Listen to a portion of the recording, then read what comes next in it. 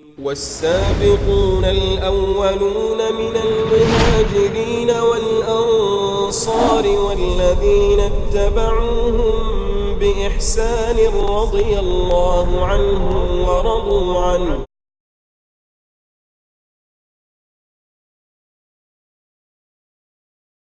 Bismillahirrahmanirrahim. Assalamualaikum warahmatullahi wabarakatuh. Alhamdulillah hamdan katsiran thayyiban mubarakan fih mubarakan alaih kama yuhibbu rabbuna wa yarda. Wa usalli wa usallim ala nabiyina al-karim Muhammadin wa ala alihi wa ashabihi wa man tabi'ahum bi ihsanin ila yaumiddin. Saudara-saudaraku kaum muslimin dan kaum muslimat rahimani wa rahimakumullah, kita lanjutkan kembali pembahasan kita dari kitab Syarh Sunnah lil Muzani rahimahullah. Akhir dari pembahasan kita tentang adabul kubur, dan disebutkan oleh Syekh adab kubur itu dibagi menjadi dua. Adab kubur yang itu terus menerus tidak pernah berhenti, yang dimana adab kubur ini ditimpakan oleh Allah kepada orang-orang kafir. Dan yang kedua, adab kubur yang itu dia akan terputus sesuai dengan dosa dan maksiat yang dilakukan oleh umat Nabi Muhammad sallallahu alaihi wasallam, yang mana mereka tidak terus-menerus diazab di dalam kuburnya. Ini yang telah kita bahas pada pertemuan yang lalu. Kemudian disebutkan oleh Al-Muzani rahimahullah, wa badal bila mansyurun ay mab'uthun. Setelah mereka berpindah dari alam dunia ke alam barzakh, ya, atau alam kubur.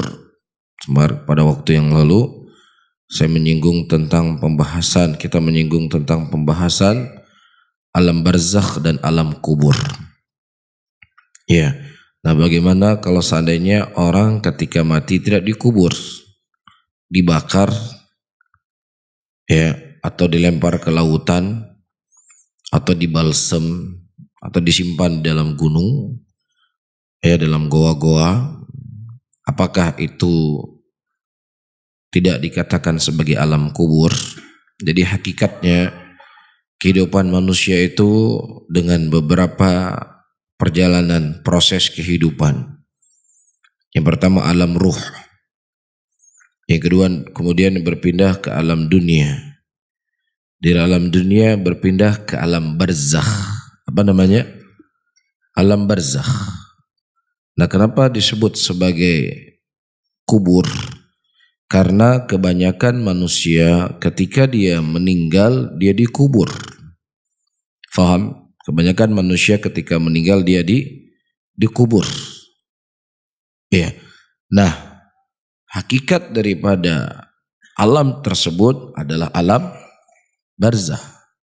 Setelah dia meninggal, dicabut ruhnya dari badannya, berarti dia berpindah dari alam dunia ke alam barzakh. Apakah dia dikubur ataukah dia tidak dikubur? Iya, dibakar, ditenggelamkan ataukah lain sebagainya, itu tetap namanya alam barzakh. Apa yang berlaku bagi seseorang yang dia dikubur dalam kuburnya juga berlaku bagi orang yang tidak dikubur di dalam kuburan. Mafhum ya? Karena hakikatnya itu alam barzakh. Makanya kalau seandainya seseorang memasang alat perekam, ya, merekam suara-suara ataukah kejadian-kejadian di dalam kubur sana, tetap juga tidak akan terlihat. Ya, yang terlihat oleh kita hanya alam dunia. Dia dibungkus dengan kain kafan, ya, ditidurkan di dalam tanah tersebut, itu yang nampak dari kita. Adapun alam barzakh itu adalah alam yang tidak bisa terlihat dengan mata kita, walaupun direkam di dalamnya, ada suara, ada perekam dan lain sebagainya, tidak akan terlihat. Ya, di mana Nabi sallallahu alaihi salatu wasallam, ayol hadirun wal hadrat ini dimuliakan oleh Allah, menyebutkan di dalam hadisnya bahwasanya orang-orang yang mereka diadab di dalam kuburnya, maka teriakan tersebut didengar oleh seluruh makhluk kecuali thaqalain, manusia dan jin yang tidak mampu mendengar, karena memang itu bukan alamnya kita, dia sudah berpindah alam. Iya. Kemudian para hadirin dan hadirat ini dimuliakan oleh Allah, disebutkan di sini fa ba'da an tabla ajsamuhum wa yanfakhu bis-sur tashuqqu quburuhum wa yuhyihumullahu kama qala ta'ala thumma amatahu fa aqbarah thumma idza syaa'a ansyarah.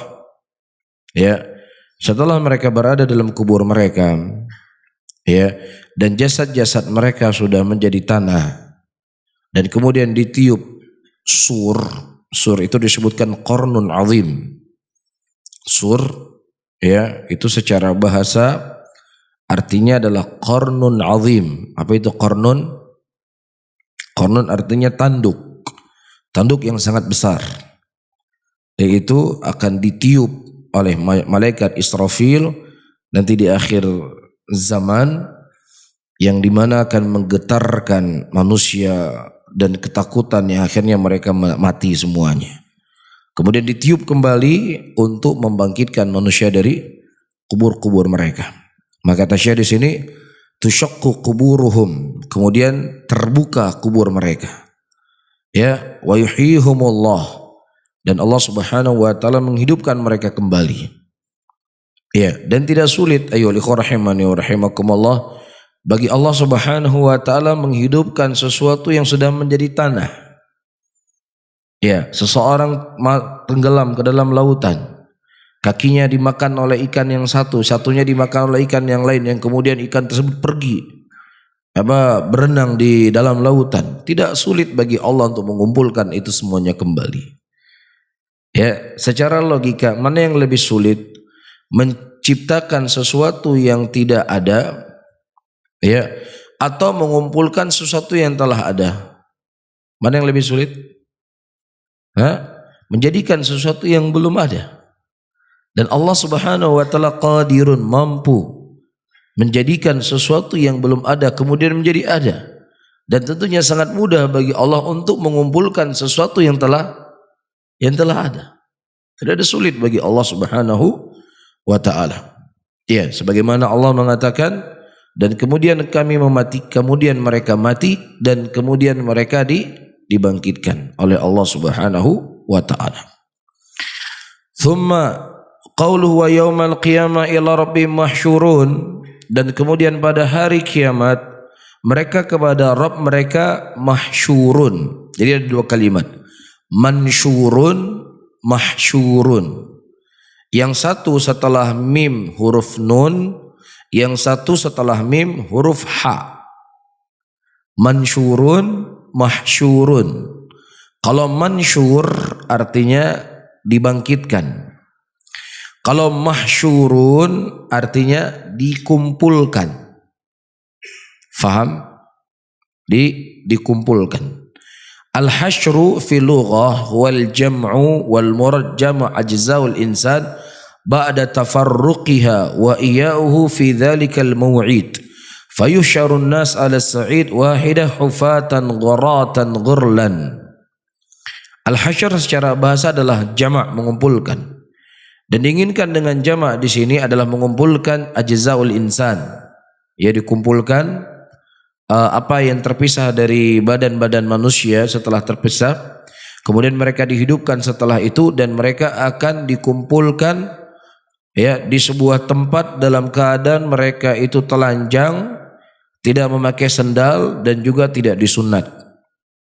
Begitulah kondisi dan keadaan manusia nanti dibangkitkan oleh Allah Subhanahu wa taala, dikumpulkan di padang mahsyar. Wa tadnu minhu syamsu hatta takuna bi miqdaril mil, dan kemudian matahari akan didekatkan oleh Allah Subhanahu wa taala dengan jarak 1 mil di atas kepala-kepala mereka. Wa yakunun nas ala qadri a'malihim fil araq, Dan manusia nanti akan berkeringat, yang keringatnya itu sesuai dengan amalan-amalan yang dia lakukan. Ada di antara keringat manusia itu sampai ke lututnya. Ada di antara keringat manusia itu sampai ke dagunya.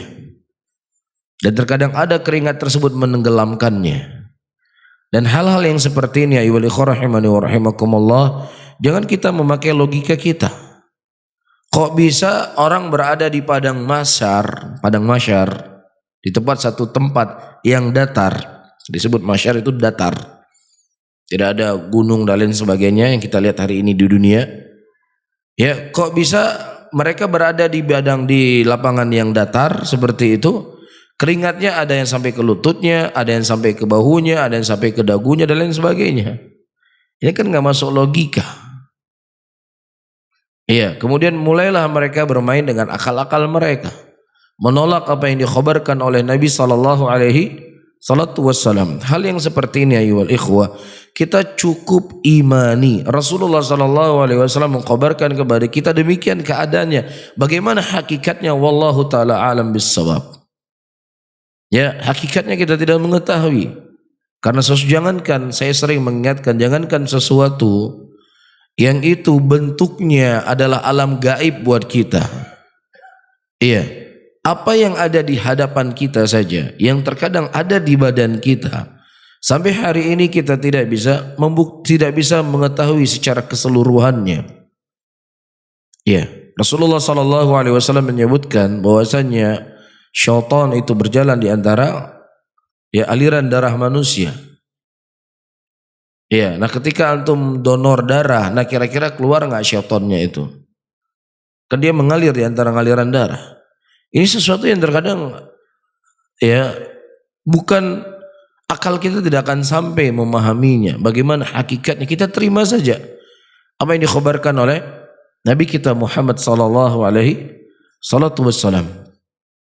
Kemudian para hadirin dan hadirat dimuliakan oleh Allah, illa man asama Allah kas-sab'ah alladzina yudhilluhumullahu bidhullihi yawma la dhilla illa dhilluh. Kecuali ada 7 manusia, golongan manusia yang mereka akan mendapatkan naungan suatu hari yang tidak ada naungan kecuali naungan Allah Subhanahu wa taala. Walan yafutu hadzal mauqiful azimu ahadun, dan tidak akan terluput satupun manusia nanti kelak di yaumul qiyamah kecuali mereka akan menghadapi ini semuanya. Siap ataukah tidak siap para hadirin dan hadirat yang dimuliakan oleh Allah, kita akan melalui ini semuanya. Kita akan melalui kematian kita. Kita akan melalui kehidupan kita di alam barzakh. Dan juga kita akan melalui, Allah akan membangkitkan kita semua kelak di yaumul qiyamah. Yang menjadi pertanyaan kita, apa yang telah kita persiapkan untuk itu semuanya? Banyak hal yang telah kita persiapkan di dunia ini. Ya, ada di antara pemuda yang telah mempersiapkan pernikahannya mencari mahar. Ada seorang ibu dan ayah, dia telah mempersiapkan dirinya menyambut hari kelahiran anaknya. Ada orang tua yang mereka telah mempersiapkan pendidikan anaknya. Yang terkadang persiapan itu sudah sampai ke perguruan yang paling tertinggi. Sementara anaknya belum sekolah. Anaknya pun belum bisa berjalan. Tetapi orang tua telah mempersiapkan harta. Ya, mempersiapkan harta untuk anaknya bisa sekolah yang baik. Padahal itu semuanya belum tentu kita dapatkan. Itu semuanya belum tentu akan kita hadapi. Itu semuanya belum tentu kita lewati. Tetapi segala pikiran, waktu, tenaga ya kita curahkan untuk kehidupan kita yang hanya sesaat ini saja. Sementara sesuatu yang itu pasti kita lewati semuanya. Ya, kita mendapatkan diri kita tidak ada persiapan untuk menyambut hari-hari itu. Dan subhanallah, kalau kita melihat bagaimana kehidupan para aimatus salaf, ya terkadang mereka tidak pernah tertawa. Tidak pernah tertawa. Ya, ini sebagai bentuk kekhawatiran mereka. Sampai-sampai ditanya, wahai imam, kenapa kami tidak melihat engkau pernah tertawa? Beliau berkata, bagaimana aku tertawa? Dalam keadaan neraka sudah dipancangkan oleh Allah Subhanahu wa taala. Sirat telah diletakkan oleh Allah Subhanahu wa taala. Bagaimana aku tertawa? Sementara tidak ada jaminan, ya aku kan selamat. Ya, apakah akan masuk dalam surga ataukah masuk dalam neraka? Dan juga disebutkan dari sebagian sahabat Rasulullah sallallahu alaihi wasallam. Ya, beliau mengkhabarkan, Rasulku mendengar dari Nabi sallallahu alaihi wasallam mengatakan bahwasanya sirat ahadun minas sayf wa adakum minas sya'r. Bahwasanya sirat yang akan dipancangkan nanti kelak di yaumul qiyamah lebih tajam dari pisau, lebih halus dari rambut, dan di situ ada kalalib yang akan memancing siapa saja yang melewati sirat tersebut ke dalam neraka jahanam. Sementara aku tidak pernah mendengar Rasulullah sallallahu alaihi wasallam mengkhabarkan kepadaku, aku termasuk dari orang-orang yang selamat melewati sirat tersebut. Dan tidaklah kekhawatiran mereka dikarenakan imannya mereka, para hadirin. Tidaklah ketakutan mereka dikarenakan ya kuatnya iman dan ilmu mereka. Dan sebaliknya tidaklah kita lalai dari itu semuanya dikarenakan dosa dan maksiat kita. Dosa dan maksiat yang menutupi hati kita inilah yang ya kurang perhatian kita dengan kehidupan akhirat setelah kematian kita. Ini masalahnya di sini. Kalau masalah ilmu, ya kita tanya kepada siapapun dari kalangan muslimin, bahkan kalau kita tanya kepada orang kafir, apakah ada hari kiamat? Iya, dia yakin adanya hari kiamat. Kalau kita tanya apakah ada hari kebangkitan nanti kelak di yaumul qiyamah, manusia dibangkitkan? Iya.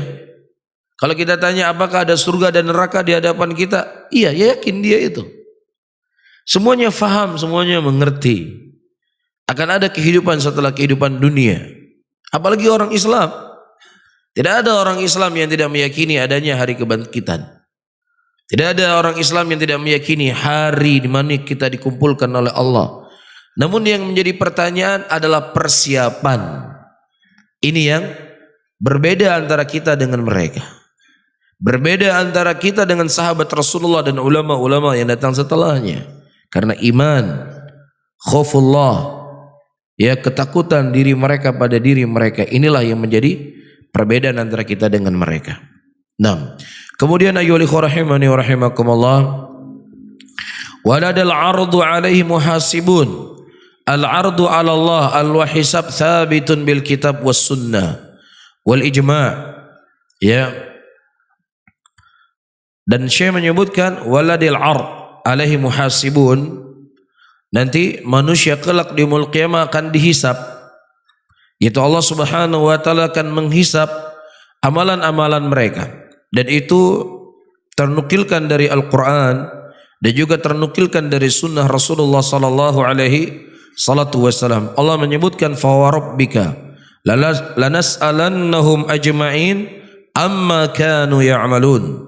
Dan demi Rabbmu, sesungguhnya kami akan bertanya kepada mereka seluruhnya dari apa yang mereka amalkan. Wal hisab wa itla'ul ibad ala amalihim yaumal qiyamah ala naw'in. Yaitu hisab, ya, hisab itu ada dua jenis. Di mana manusia akan dinampakkan oleh Allah apa yang mereka lakukan kelak di yaumul qiyamah. Yang pertama al-ardu, yang kedua al-munaqashah. Faham? Jadi hisab ada dua, al-ardu wal munaqashah. Apa itu al-ard? Perhatikan, ini faedah baru mungkin buat kita. Al-ard bi ay yakhlur rabb bi 'abdihi al-mu'min fayuqarriruhu bi dhunubihi hatta yuqirra wa ya'tarif.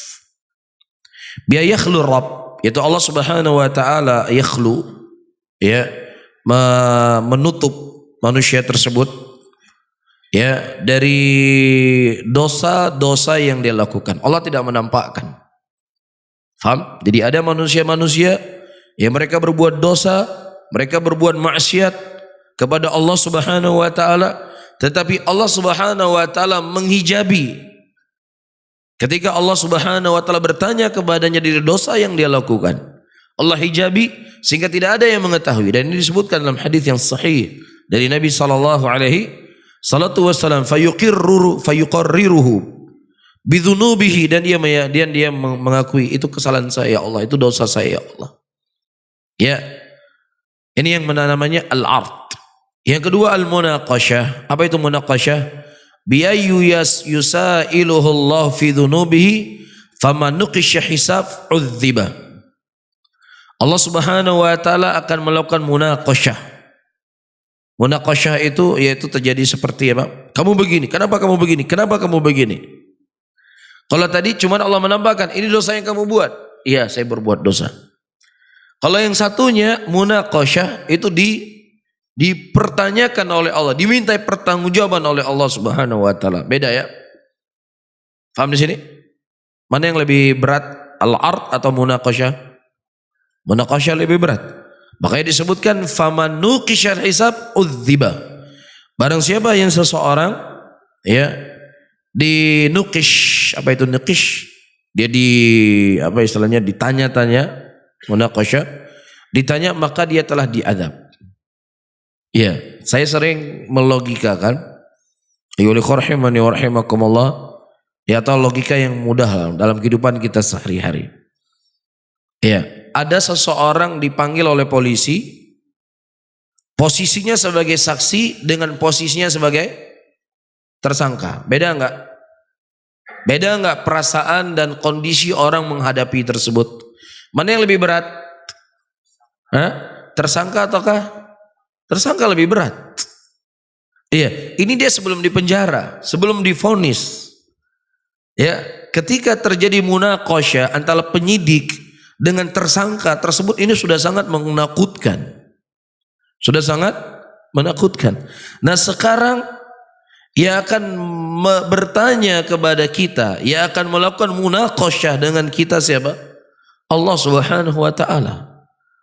Yang mana disebutkan dalam hadis, ketika manusia kelak dikumpulkan di yaumul qiyamah, di mana pada hari itu Allah Subhanahu wa taala belum pernah murka sebelumnya sebagaimana murkanya pada hari itu.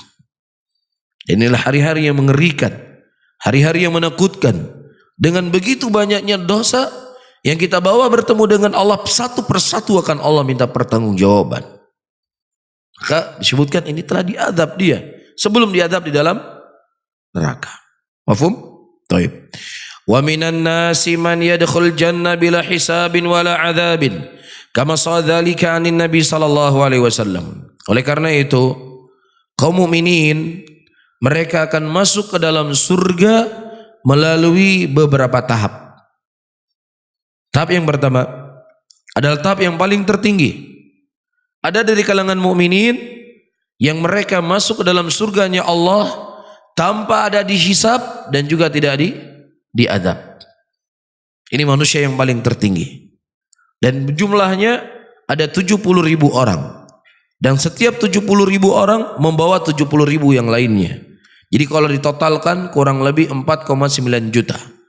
Di antara seluruh penduduk manusia, umatnya Rasulullah, ada 4,9 juta yang masuk ke dalam surga tanpa azab dan tanpa hisab. Siapa mereka itu? La yastarqun wa la yaqtawun wa la yatatayyarun wa ala rabbihim yatawakkalun. Faham? Ini satu jenis manusia yang tidak akan dihisab dan tidak diazab oleh Allah. Tidak melakukan, tidak meminta ruqyah, tidak dikei, tidak tatayyur, dan dia kepada Rabbnya bertawakal. Ini manusia yang pertama. Jenis manusia yang kedua, mereka masuk surga Allah melalui proses apa? Proses hisab. Faman thaqulat mawazinuhu fahuwa fi 'ishatin radiyah wa amma man khaffat mawazinuhu fa ummuhu hawiyah. Barang siapa timbangan amalan kebaikan seseorang itu lebih banyak, dia akan mendapatkan kehidupan yang bahagia. Tapi kalau seandainya kehidupan timbangan amalan kejelekannya itu justru lebih banyak, maka tempatnya di mana? Dalam neraka. Yang kedua, yang ketiga, ada orang-orang yang mereka masuk ke dalam surganya Allah tetapi didahului oleh azab. Dia dimasukkan oleh Allah ke dalam neraka. Setelah dia dibakar dalam api nerakanya Allah, maka dia akan dikeluarkan dari neraka dan dimasukkan ke dalam surga. Dan Nabi SAW menyebutkan hadisnya, Hadis yang sangat banyak. Di antaranya hadis yang datang dari Ibnu Mas'ud yang dikeluarkan oleh Imam Muslim dalam sahihnya. Rasulullah mengatakan, "Inilah a'rifu akhir rajul khuruja minan nar." Sesungguhnya aku mengetahui ada laki-laki yang paling terakhir keluar dari api nerakanya Allah dalam keadaan dia terpanggang. Jelas? Dia dilalui oleh azab. Ya, ini di antara hal-hal yang datang dari Al-Quran dan Sunnah, keadaan muslimin masuk ke dalam surga. Taib. Wa ammal kuffar fala yuhasibuna muhasabatan min tuwazin hasanati wa sayiatihi li'annahu la hasanati lahum walakin ta'udu alaihim a'maluhum wa yuqarriruna biha wa yujzauna 'alaiha. Adapun orang-orang kafir ayyuhal rahimani wa rahimakumullah, tidak dihisap mereka, ya, tidak ditimbang dari kebaikan-kebaikan dan kejelekan-kejelekan mereka, karena hakikatnya tidak ada kebaikan pada diri mereka. Kekufuran yang mereka lakukan tersebut menutupi dan menghijabi seluruh apa yang telah mereka lakukan. Ya, sebanyak apapun masjid yang dia bangun, sebanyak apapun ya dia mengeluarkan hartanya untuk membantu muslimin, maka itu tidak akan bermanfaat sedikit pun. Dia akan dimasukkan oleh Allah Subhanahu wa taala ke dalam nerakanya Allah. Kalau kita melihat sejarah bagaimana besarnya jasa Abu Talib kepada Rasulullah sallallahu alaihi wasallam, bagaimana besar jasa Abu Talib kepada Islam. Ya, bahkan dia sendiri berkata, "Laqad alimtu bi anna dina Muhammadin dinul bariyah." Sesungguhnya aku mengetahui agama Muhammad adalah sebaik-baik agama. Tetapi apakah bermanfaat dari apa yang dimiliki atau apa yang telah dilakukan oleh Abu Talib, ya, dari kebaikan untuk membela Islam dan muslimin, tidak bermanfaat, tidak akan mengubah beliau berpindah dari tempat yang abadi, dari nerakanya Allah ke dalam surganya Allah. Bahkan Nabi SAW menyebutkan orang yang paling ringan azabnya kelak di yaumul qiyamah, dia dipakaikan sendal yang dibakar dengan api neraka yang kemudian meleleh otaknya. Siapa itu? Abu Talib.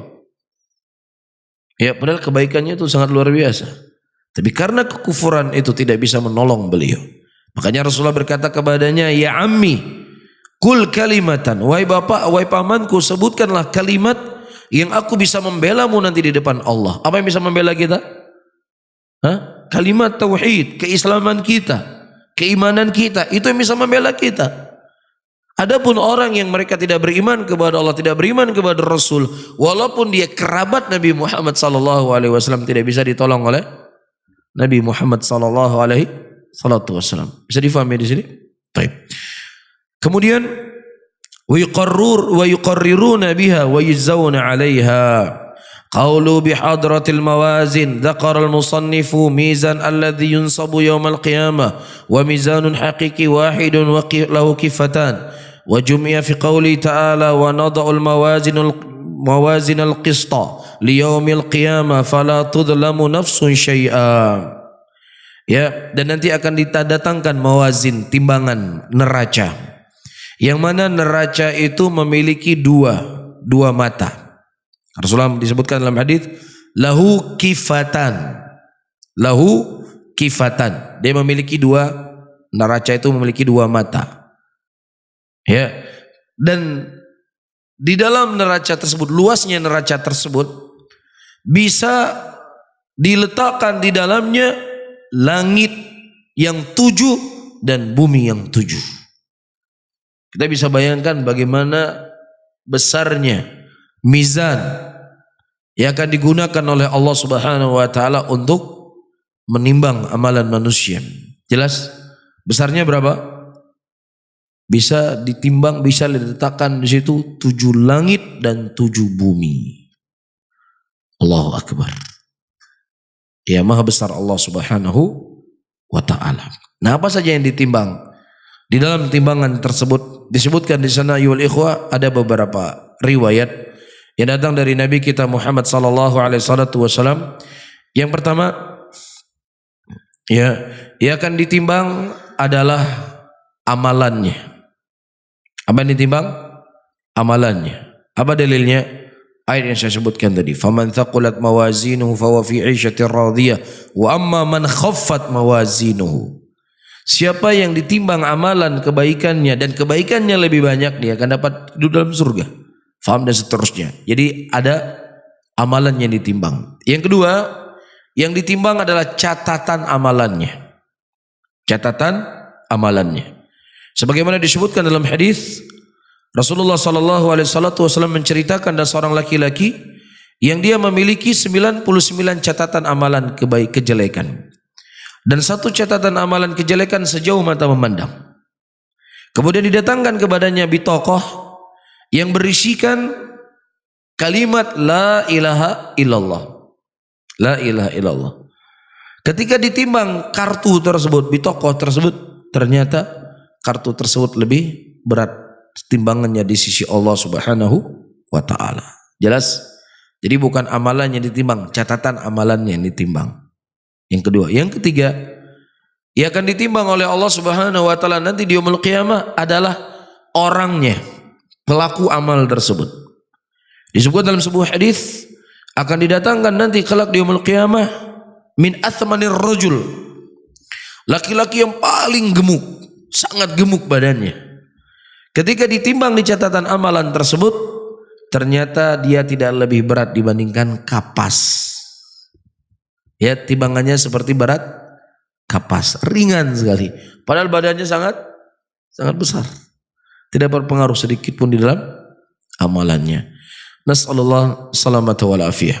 Baik, kemudian kita baca sedikit lagi, kemudian kita akhiri pengajian kita di subuh hari ini. Baik, kemudian para hadirin dan hadirat yang dimuliakan oleh Allah Subhanahu wa taala, wa kalimatullahi wa qudratillahi wa na'tuhu wa sifatuhu kamilatun ghairu makhluqatin. Antum mundur ya, ternyata ada kalimat yang tidak saya baca kemarin. Kalimat-kalimatnya Allah dan takdir-takdirnya Allah dan sifat-sifatnya Allah adalah sifat yang sempurna, yang itu bukan makhluk. Daimatun azaliyatun, yang dia terus menerus. Walaysat bimuhdatsatin fatabidu, dia bukanlah makhluk atau sesuatu yang baru yang akan sirna. Wala kana rabbuna naqisan fayazidu, tidaklah Allah Subhanahu wa taala memiliki sifat-sifat yang kurang kemudian bertambah. Tidak, sifat Allah itu thabit bagi Allah Subhanahu wa taala. 6. Sifatuhu an syabbihi sifatil makhluqin. Ya jallat sifatuhu, dan Allah Subhanahu wa taala disucikan dari sifat-sifat yang menyerupai dengan sifat-sifat makhluknya. Wa qasarat anhu fitanul wasifin, qaribun bil ijabah inda su'al, ba'idun bi ta'azzuril la yunal, alin ala arshihi, ba'inun min khalqihi, mawjudun wa laysa bima'dumin wala bimafqudin. Ada beberapa kalimat nanti kita lihat penjelasan apa yang disebutkan oleh Syekh. Alin ala arshihi, Allah itu tinggi di atas arasnya. Ba'inun min khalqihi, dan Allah itu terpisah dari makhluknya. Mawjudun wa laysa bima'dumin, Allah itu ada dan Allah itu ada, tidak disifati dengan tidak ada. Iya, taib. Kemudian ayyuhal ikhwah rahimani wa rahimakumullah, sebelum saya membaca syarah yang disebutkan oleh Syekh di sini, ada hal yang ingin saya tanbih untuk saya sendiri, ya. Mungkin saya pernah menyampaikan di kajian, ya, kalau seandainya antum pernah mendengar dari saya menyampaikan di kajian, ya, di dalam pembahasan istiwa, ya, dalam pembahasan istiwa yang mana tidak datang istiwa secara bahasa artinya bersemayam. Kalau seandainya antum sempat mendengar saya berkata demikian, maka kita ralat, karena secara bahasa dari Kamus Bahasa Indonesia, ya, itu istiwa atau bersemayam diantara artinya adalah berkediaman. Ya, jadi kalau antum buka Kamus Bahasa Indonesia, bersemayam itu artinya berkediaman, dan itu adalah arti yang disebutkan oleh para imam salaf. Maknanya apa? Istiqrar. Jadi istiwa, kata Ibnul Qayyim, memiliki 4 makna. Al-ulu wal irtifa was-sa'ad wal istiqrar. Ya, jadi dalam bahasa kamus bahasa Indonesia disebut bersemayam artinya adalah berkediaman. Ya, diartikan banyak di situ dalam kamus bahasa Indonesia, ada artinya duduk, ada artinya berkediaman dan seterusnya. Jadi berkediaman itu adalah artinya apa? Istiqrar. Jadi tidak ada kekeliruan, tidak ada salah ketika diartikan istiwa dengan arti bersemayam. Jadi saya pernah menyampaikan di kajian, ya, istiwa itu tidak arti dengan bersemayam. Itu kekeliruan dari saya, ya, karena bahasa Indonesia datang, ya, istiwa itu bersemayam artinya adalah istiqrar. Itu satu hal. Hal yang kedua, ternukilkan dari sebagian para salaf, diantaranya dari Ibnu Abbas radhiyallahu taala anhu, dan juga disebutkan oleh Syekhul Islam Ibnu Taimiyah rahimahullah dan beberapa para ulama, ya, mereka menyebutkan di antara makna al-istiwa adalah al-qu'ud, al-julus. Apa artinya? Duduk. Ya, dinukilkan dari Ibnu Abbas, dari beberapa para ulama salaf yang lainnya, tentunya sesuai dengan keagungan dan kebesaran Allah Subhanahu wa taala dari sifat-sifat yang lainnya. Jadi ini sebagai bentuk koreksi apa yang pernah mungkin saya sampaikan di kajian. Jadi tidak ada masalah, saya simpulkan kembali, saya pertegas, tidak ada masalah untuk diartikan istiwa dengan bersemayam. Karena secara bahasa Indonesia tidak salah, dan juga secara nas yang datang dari para imatus salaf itu juga ternukilkan dari mereka. Namun tetap ketika kita membahas sifat-sifat Allah sesuai dengan keagungan dan kebesaran Allah Subhanahu wa taala yang sesuai dengan kaidah-kaidah yang telah kita pelajari di dalam pelajaran kitab, dari pelajaran akidah kita. Kemudian disebutkan di sini oleh Syekh, saya baca sedikit lagi 5 menit kemudian kita tutup pengajian kita.